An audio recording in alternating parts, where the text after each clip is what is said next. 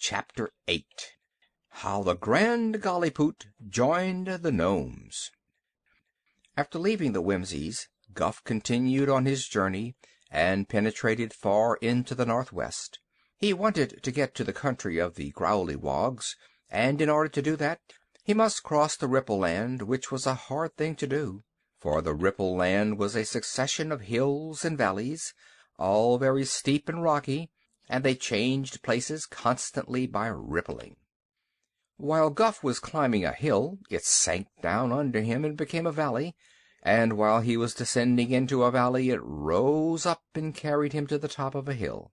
This was very perplexing to a traveler, and a stranger might have thought he could never cross the Ripple Land at all. But Guff knew that if he kept steadily on, he would get to the end at last, so he paid no attention to the changing hills and valleys, and plodded along as calmly as if walking upon the level ground.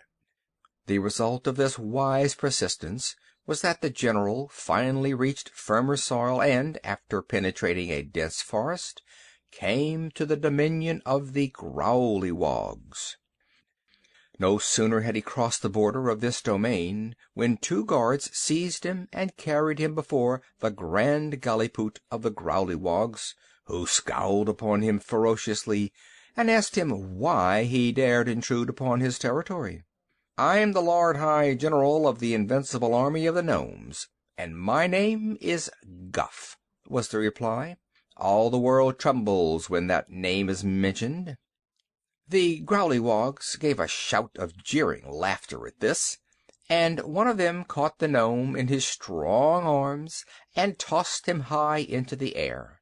Guff was considerably shaken when he fell upon the hard ground, but he appeared to take no notice of the impertinence, and composed himself to speak again to the Grand Gallipoot. "My master, King Roquat the Red, has sent me here to confer with you. He wishes your assistance to conquer the land of Oz." Here the general paused, and the Grand Gallipoot scowled upon him more terribly than ever, and said, "Go on." The voice of the Grand Gallipoot was partly a roar and partly a growl.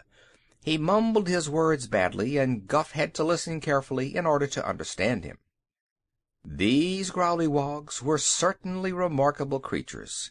They were of gigantic size, yet were all bone and skin and muscle, there being no meat or fat upon their bodies at all. Their powerful muscles lay just underneath their skins like bunches of tough rope, and the weakest Growleywog was so strong that he could pick up an elephant and toss it 7 miles away. It seems unfortunate that strong people are usually so disagreeable and overbearing that no one cares for them. In fact, to be different from your fellow creatures is always a misfortune. The Growleywogs knew that they were disliked and avoided by everyone, so they had become surly and unsociable even among themselves. Guff knew that they hated all people, including the gnomes, but he hoped to win them over nevertheless, and knew that if he succeeded, they would afford him very powerful assistance. "The land of Oz is ruled by a namby-pamby girl who is disgustingly kind and good," he continued. "Her people are all happy and contented, and have no care or worries whatever." "Go on," growled the Grand Gallipoot. "Once the Nome King enslaved the royal family of Ev." "Another goody-goody lot that we detest," said the general. "But Ozma interfered, although it was none of her business, and marched her army against us. With her was a Kansas girl named Dorothy, and a yellow hen, and they marched directly into the Nome King's cavern. There they liberated our slaves from Ev, and stole King Roquat's magic belt, which they carried away with them. So now our king is making a tunnel under the deadly desert, so we can march through it to the Emerald City. When we get there, we mean to conquer and destroy all the land, and recapture the magic belt." Again he paused, and again the Grand Gallipoot growled, "Go on." Guff tried to think what to say next, and a happy thought soon occurred to him. "We want you to help us in this conquest," he announced, "for we need the mighty aid of the Growlywogs in order to make sure that we shall not be defeated. You are the strongest people in all the world, and you hate good and happy creatures as much as we gnomes do. I am sure it will be a real pleasure to you to tear down the beautiful Emerald City, and in return for your valuable assistance, we will allow you to bring back to your country 10,000 people of Oz to be your slaves." 20,000, growled the Grand Gallipoot. "All right, we promise you 20,000, agreed the general. The Gallipoot made a signal, and at once his attendants picked up General Guff and carried him away to a prison, where the jailer amused himself by sticking pins in the round, fat body of the old gnome to see him jump and hear him yell. But while this was going on, the Grand Gallipoot was talking with his counselors, who were the most important officials of the Growlywogs. When he had stated to them the proposition of the Gnome King, he said, "My advice is to offer to help them. Then, when we have conquered the land of Oz, we will take not only our 20,000 prisoners, but all the gold and jewels we want." "Let us take the magic belt, too," suggested one counselor. "And rob the Gnome King and make him our slave," said another. "That is a good idea," declared the Grand Gallipoot. "I'd like King Roquat for my own slave. He could black my boots and bring me my porridge every morning while I am in bed." "There is a famous scarecrow in Oz. I'll take him for my slave," said a counselor. "I'll take Tik-Tok, the machine man," said another. "Give me the Tin Woodman," said a third. They went on for some time, dividing up the people and the treasure of Oz in advance of the conquest, for they had no doubt at all that they would be able to destroy Ozma's domain. Were they not the strongest people in all the world? "The deadly desert has kept us out of Oz before," remarked the Grand Gallipoot.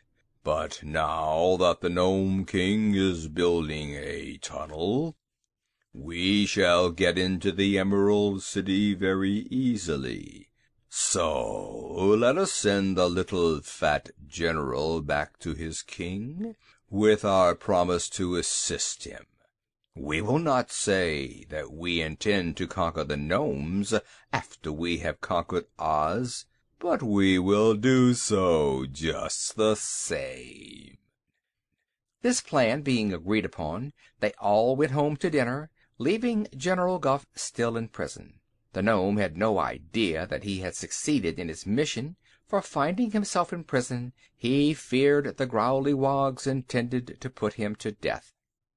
By this time the jailer had tired of sticking pins in the general, and was amusing himself by carefully pulling the gnome's whiskers out by the roots, one at a time. This enjoyment was interrupted by the Grand Gallipoot sending for the prisoner. "Wait a few hours," begged the jailer. "I haven't pulled out a quarter of his whiskers yet." "If you keep the Grand Gallipoot waiting, he'll break your back," declared the messenger. "Perhaps you're right," sighed the jailer. "Take the prisoner away if you will, but I advise you to kick him at every step he takes. It will be good fun, for he is as soft as a ripe peach." So Guff was led away to the royal castle, where the Grand Gallipoot told him that the Growlywogs had decided to assist the gnomes in conquering the land of Oz. "Whenever you are ready," he added, "send me word, and I will march with 18,000 of my most powerful warriors to your aid." Guff was so delighted that he forgot all the smarting caused by the pins and the pulling of the whiskers. He did not even complain of the treatment he had received, but thanked the Grand Gallipoot and hurried away upon his journey. He had now secured the assistance of the Whimsies and the Growlywogs, But his success made him long for still more allies. His own life depended upon his conquering Oz, and he said to himself, "I'll take no chances. I'll be certain of success.